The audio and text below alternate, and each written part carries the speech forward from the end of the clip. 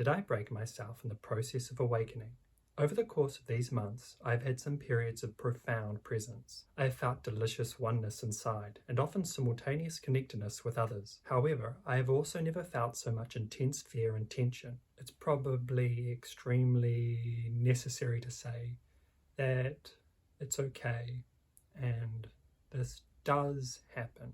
It would be good to distinguish as well that there's really two ways of being in this world in a spiritual context. The first way is the way that we're conditioned to behave in the world. We have a sense of who we are and we go about different affairs, doing different things, and it plays very much into the story everyone is always concerned about talking about, the story that is always getting reified by our goals and concepts. The first way of being in the world is the way of the story. Other traditions, of course, will call this different things and have different ways of talking about it. But really, the first way that I'm identifying here is something about how we have the story and narrative of who we are, what things mean, and usually throughout our lives that's untested. This way of being is usually filled with varying or oscillating meanings. We strive. There's still emotions and love to be felt here. There's also an element of the mundane to it. And it's possible to go our entire lives without ever seeing through this veil. It's possible to live our lives completely confined within ourselves in a separate world out there, conceptualizing everything that is. The second way of being in the world is usually met through spiritual practices. This is a level which most people don't actually know about. It's becoming more commonly talked about these days, but people listening to this would probably be quick to respond and call it a fantasy or made up. It's clearly not. This is a way of being in the world in which we transcend the conceptual level. We transcend the story. We transcend the concept of a separate self from the external world. You can rest in this way of being for the rest of your time being. We might say that it's transcended of the self. We might say that it's a sense of oneness. We might say that it's an experience of pure consciousness. Ideally, one becomes aware of these two levels through a spiritual tradition or a spiritual practice. Otherwise, what can happen is we can be very used to the first way of being in the world, then have a sudden glimpse into the second way of being in the world. This is what happened to me too, a sudden glimpse, and I've got a story about that. If this is the case, it can be quite shocking.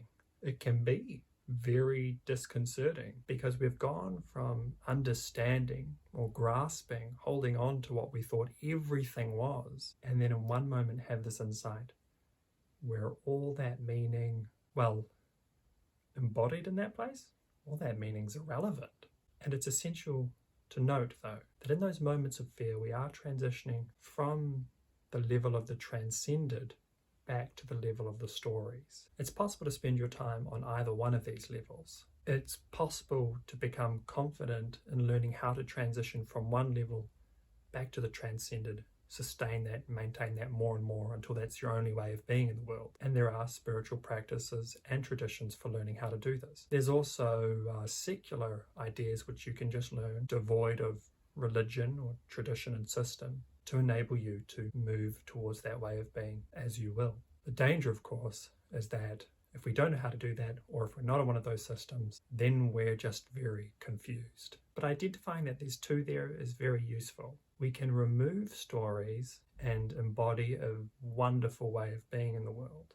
In any moment where there is fear or tension, we're back in the story world. And so it doesn't actually matter what story we're telling ourselves. We might be telling ourselves that we love our lives. We might be telling ourselves we're scared of something random like hippos. We might be experiencing anger. We might be laughing. All of this is in the story world. So what's really missing is understanding how to transition from story to storyless or abundant way of being. And there's going to be a lot of nuances there and learning how to support that transition. But the essential practice you have already identified, it's going to be about quietening the mind. The story world is the concept world, it's chaotic mind.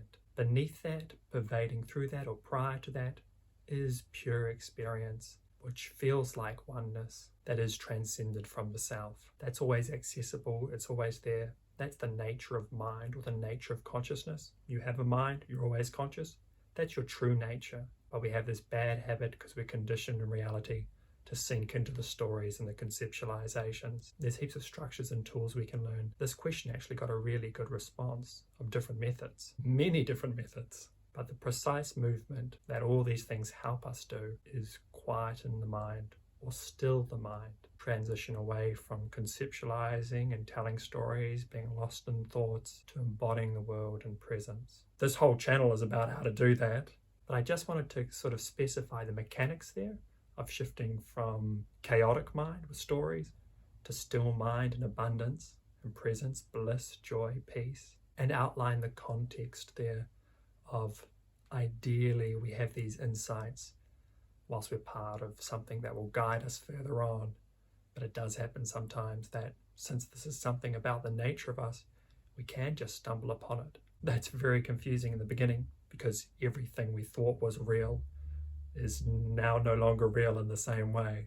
But there's a lot of people on this journey of deliberately practicing, of moving away from our chaotic conceptual mind into embodied presence and being, which is free and flowing and connected with everything. There remains a question of how one will practice moving from the fear back to the present. But you're in safe hands, and the ultimate spiritual goal or path for all of us is to transition there.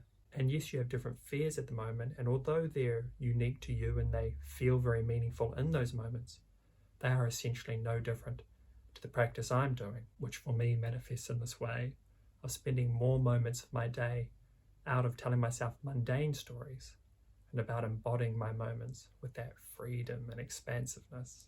Let's talk some more if it's useful for you. But you've stumbled upon an exciting and satisfying journey which will lead to a transcended life of peace. The only question any of us have is, how do I let go again? How do I relax and be present? There's no anxiety or fear left then. And anytime we oscillate out from that, that's just a habit, just something that does need training. But you're not alone. And contextually, as more time passes, there should be more and more resources to catch those of us that end up in a bit of a tricky position beginning our spiritual path. But I sincerely envision and hope that you're in safe hands here. Best wishes, my friend, for the abundance we have afoot. If Sonam has helped you, please consider supporting for the benefit of others. Establishing a base engagement is the biggest hurdle for new ideas.